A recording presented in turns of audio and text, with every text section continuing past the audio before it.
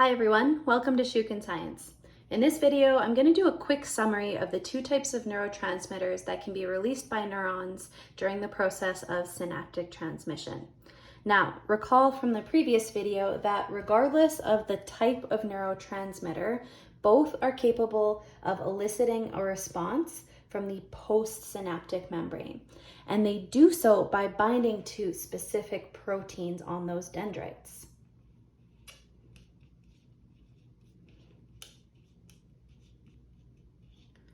So that would be the first major similarity between these two types of neurotransmitters.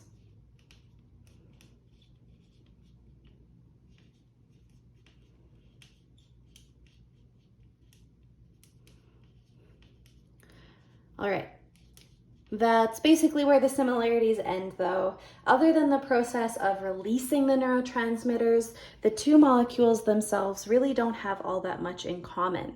If it's an excitatory neurotransmitter that binds to the protein on the postsynaptic membrane, it's going to begin by opening sodium channels in that adjoining neuron. Whereas if it's an inhibitory neurotransmitter that binds to the protein, that's actually going to cause the potassium gates to open in the adjoining neuron.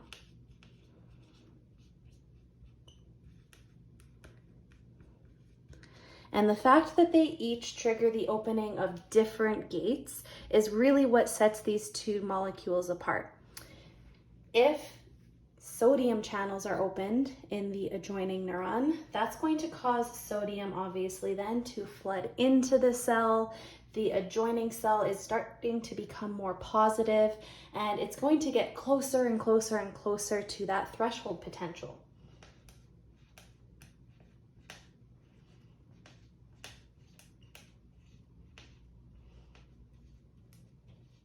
So as that neuron gets more positive, it's moving closer to that negative 55 millivolt threshold potential. And therefore, it's going to mean that that neuron is more likely to fire.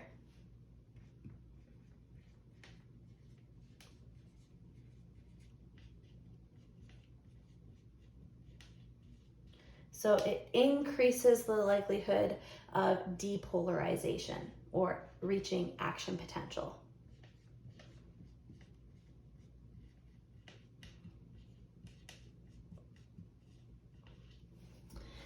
Whereas the inhibitory neurotransmitters then are obviously going to do the exact opposite. Because they open potassium gates, and if you recall, a neuron at rest has more potassium inside the cell than out, that means potassium is going to flow out of the cell, and as those ions leave, it's going to start making that neuron more negative.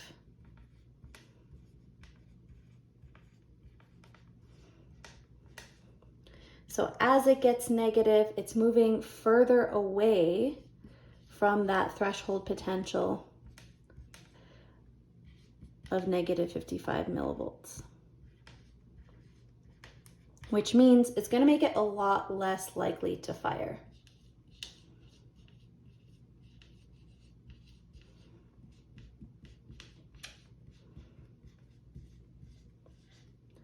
So as it gets more and more negative, it's basically hyperpolarizing the cell.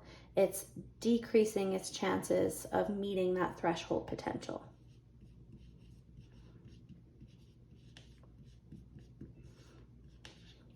All right, last thing then before we move on for today, we do need to know a couple of examples of these neurotransmitters. So for our curriculum here in Alberta, the excitatory neurotransmitter that you need to be familiar with is one called acetylcholine. Now, acetylcholine has many different purposes in our bodies. Most notably though, it is a muscle contraction neurotransmitter. So when I want my muscles to contract, regardless of what type of muscle I'm talking about, my body will release this excitatory neurotransmitter during that muscle contraction process, and that is going to cause the muscles to slide past one another and contract. Another one that we should know that's related to acetylcholine is an enzyme known as cholinesterase.